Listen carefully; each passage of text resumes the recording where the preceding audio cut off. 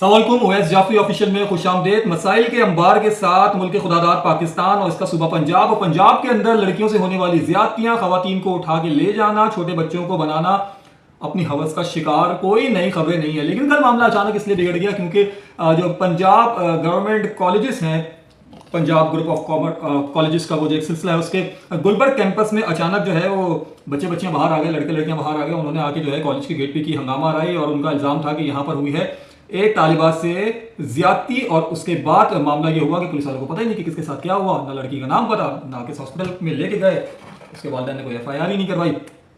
ये पूरी स्टोरी क्या है, इस वीडियो को एंड तक सुनिएगा, मैं आपको बताता हूं। और उसके साथ साथ मैं आपको ये बताऊंगा कि सिर्फ यही स्टोरी नहीं है, मैं आपको बताऊंगा कि पंजाब के अंदर बेसिक लड़कियों के साथ और शादीशुदा खवातीन के साथ हो क्या रहा है। उसके बाद तो छोड़ देना कि छोटे बच्चों के साथ क्या हो रहा है। मैं मदारिस का बिल्कुल जिक्र नहीं करूंगा, इसलिए वो अफराद जो मदारिस के लिए बहुत ज्यादा वहां के रेप केसेस पे बात नहीं करना चाहते तो उनके लिए नहीं है। मैं मदारिस की बिल्कुल बात नहीं करूंगा, मैं तो बात करूंगा स्कूल्स की, कॉलेजेस की, जामियात की और उन चलती फिरती औरतों और खवातीन की कि जिसको पब्लिक प्रॉपर्टी समझ के जिसका जो दिल चाह रहा है वो कर रहा है। और मेरा फोकस होगा आज सिर्फ पंजाब पे, सिंध पे भी मैं बात नहीं करूंगा, ठीक है। लेकिन सबसे पहले मेरी बात, मैं आपको सारा डाटा देता हूं, पूरे साल का डाटा देता हूं कि कितनी खवातीन की इस्मत दरी की गई है, उन्हें अपनी प्रॉपर्टी समझ के किस किस तरह से कहां पर कितना यूज किया गया, मैं आपको बताता हूं। लेकिन सबसे पहले वही पंजाब गुलबर्ग वाला मामला जो हुआ कल। एक्चुअली एक क्लास टीचर ने एक बच्ची के ना आने पर उसकी दोस्तों से पूछा कि वो बच्ची जो है, मिसाल के तौर पे हम आर्जी नाम ले लेते हैं, अरफा कहाँ है, अरफा क्यों नहीं आ रही 4-5 दिन से। तो बच्चियों ने अरफा के नंबर पे कॉल करने की कोशिश की, अरफा का नंबर था बंद। मामला थोड़ा सा आगे गया तो अरफा के वालिद से हुआ रब्ता। जब अरफा के वालिद से रब्ता हुआ तो अरफा के वालिद ने जो है वो उस बच्ची को जिससे रब्ता हुआ था वहां पर जो है उनको बताया कि जी मेरी बेटी के साथ जो है वो इसी कॉलेज के गार्ड ने जो है वो उसके साथ उसका रेप किया है और उसके बाद उसकी हालत ठीक नहीं है और उसे जो है वो ICU में जो है वो इस वक्त ट्रीटमेंट दी जा रही है। खबर मेरे पास है, पंजाब पुलिस के पास नहीं है, मैं हैरान, ठीक है जी।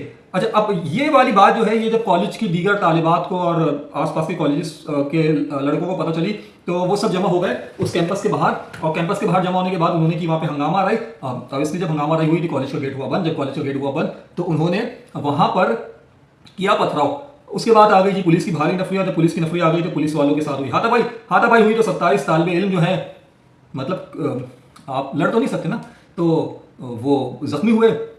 किसी को जो है वो बट मारे गए, किसी को जो है वो लाठियां पड़ी, किसी का सर फाड़ा गया और 27 लोगों को जो है वो किया गया जख्मी। और जो रिएक्शन आया, जो पथराव पुलिस पे हुआ, उसके नतीजे में पंजाब की बहादुर पुलिस के 4 जवान जो है वो हो गए जख्मी, ठीक है। यहां तक हुआ मामला खत्म।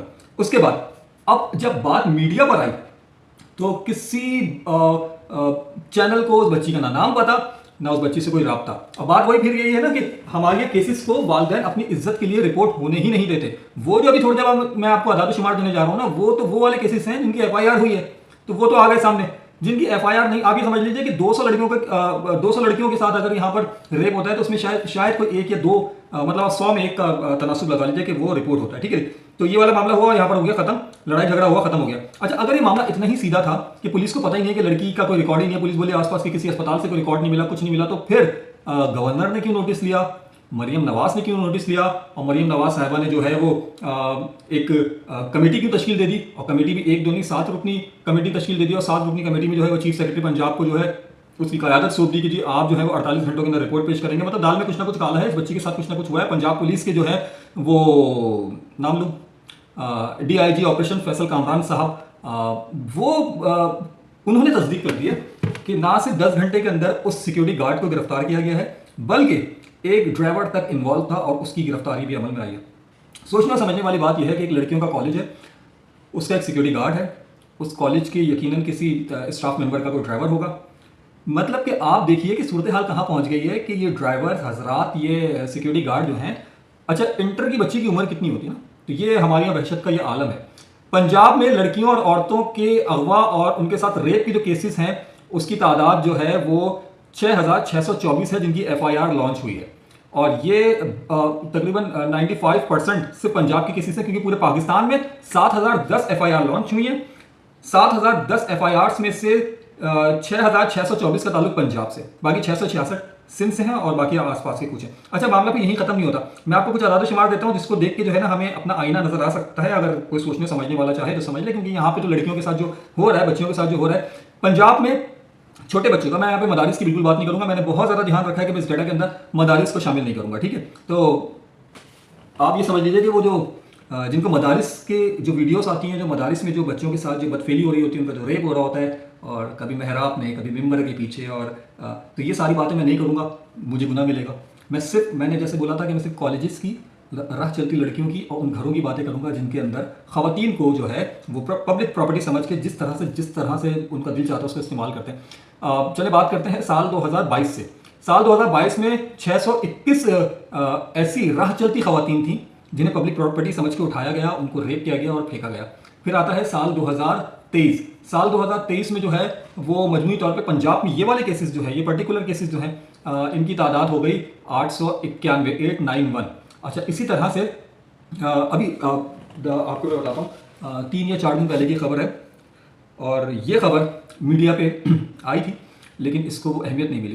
कोटली आज़ाद कश्मीर देखा है आपने? मतलब आप नाम से तो जानते होंगे। कोटली आज़ाद कश्मीर के अंदर बाकायदा एक नेटवर्क कायम था और वो पकड़ा गया है जो पंजाब से बच्चों को अगवा करके वहाँ लेके जाते थे और वहाँ ले जाके उनको फिर मुख्तलिफ जगहों पर डिस्ट्रीब्यूट किया जाता था, और वो शौकीन हजरात जिनको बच्चे बहुत ज़्यादा पसंद थे वो उनको वहाँ पे ख़रीदते ही थे ना यार, इंसान बिक रहे हैं यहाँ पे, बच्चे बिक रहे हैं यहाँ पे। तो वहाँ से अभी वहाँ पे रेड हुई है आज़ाद कश्मीर कोटली में। वहाँ से अभी फ़िलहाल 29 बच्चे वहाँ पे मौजूद थे, 29 जिन्हें बाजियाब करवाया गया है, और ये सारे वो बच्चे थे जिन्हें बाकायदा बेच दिया गया था। इनकी कीमतें होती हैं 15 से 20 हज़ार रुपये। उसके बाद जो लेने वाला है वो 40 से 50 हज़ार रुपये लगाए, या 60 हज़ार का लगाए, या 1 लाख का लगाए, मुझे नहीं पता। अलबत्ता 30 से 35-25 हज़ार रुपये में बच्चे बेचे जाते हैं। कोटली आज़ाद कश्मीर के अंदर एक पूरा एक क्या कह लें आप उसको, मैं फिर वही बात करूंगा, मैं लफ्ज़ मदरसा इस्तेमाल नहीं करूंगा। अच्छा, 2 दिन पहले एक और सीन हुआ। 2 दिन पहले हुआ कि दाता दरबार लाहौर पुलिस ने जो है वो नहीं, ये मेरे ख्याल से 3 या 4 अक्टूबर की बात थी, 2 दिन पहले की बात नहीं थी, इसको तकरीबन 4-5 दिन हो गए। दाता दरबार पुलिस जो है लाहौर की, उसने 6 बच्चों को नहीं, नौजवानों को बाजियाब करवाया। या आप यकीन करें कि यही बात है। दाता दरबार पुलिस ने 3 या 4 अक्टूबर की वो जो खबर थी, मुझे एग्जैक्ट डेट याद नहीं आ रही, वो जो लड़के 6 बाजियाब करवाए थे ना घर से, जिनका रेप हुआ था, उन लड़कों का रेप हुआ था, और वो लड़के रेप होने के बाद फिर उसी किसी नेटवर्क के सिलसिले में आगे उनको लेके जाना था। तो मेरे भाई, उनकी उम्र पता है कितनी थी? वो 17, 18, 16 साल के लड़के थे जी। वो जो मज़ाहमत कर सकते हैं ना, इस उम्र के लड़कों तक को जो है वो जिनसी इस्तेहसाल का जो है वो शिकार बनाया जाता है। अच्छा, और पाकिस्तान में काम करने वाले एक निजी एनजीओ का डेटा यह है कि पाकिस्तान में जो है वो रोज़ाना औसतन 11 बच्चों का रेप हो रहा है, और ये सिर्फ वो डेटा है जो ऑन रिकॉर्ड एफआईआर्स में आ जाता है। जो ऑन रिकॉर्ड एफआईआर्स में नहीं आता उसकी कोई जैसे मैंने फर्जी नाम लिया था ना आरफा, जिसके लिए कल गुलबर्ग लाहौर वाला कैंपस जो है पंजाब कॉलेज का, तो भाई यहाँ पे नहीं होता है। अब आप आ जाइए कराची के उन अस्पतालों में जिनको आप सरकारी अस्पतालों का नाम देते हैं। मिसाल के तौर पर आप कराची के किसी भी अस्पताल में चले जाएं, जिन अस्पताल में चले जाएं, तो जिन अस्पताल का वार्ड नंबर 4 और वार्ड नंबर 5 जो है वहाँ की जाके आप हालत देखिए।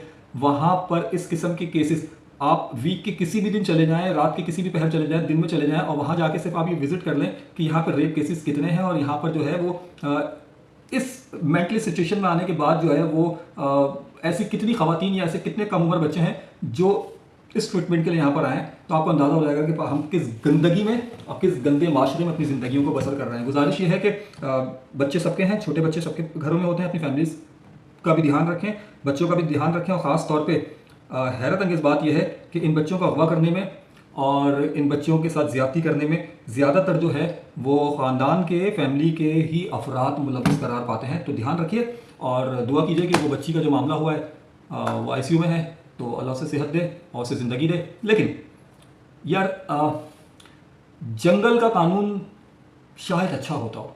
हमारे यहाँ ख़वातीन को और छोटे बच्चों को जिस तरह से जिनसी हवस का निशाना बनाया जा रहा है, मुझे बात कहने में कोई आर नहीं कि पाकिस्तान की बहुत बड़ी आबादी जो है वो ज़हनी तौर पे मफलूज हो चुकी है, और हम एक ऐसे माशरे में रह रहे हैं जहाँ पे हम दिल्ली के केसेस को तो बहुत हाइप देते हैं कि दिल्ली में रेप केसेस बहुत ज़्यादा बढ़ गए हैं, लेकिन हम एक ऐसे माशरे में रहते हैं जहाँ के गांव देहातों में, बिलखुसूस सिंध के अंदर और जो हमारा वसीब वाला सराय की बेल्ट का इलाका है, वहाँ आप यकीन करेंगे ये तक कहा जाता है कि वो बच्चा तो बड़ा हुआ ही नहीं ना जिसने कभी किसी जानवर को इस्तेमाल ना किया हो। ऐसा ही है। अपना बहुत ज़्यादा ख्याल रखिएगा।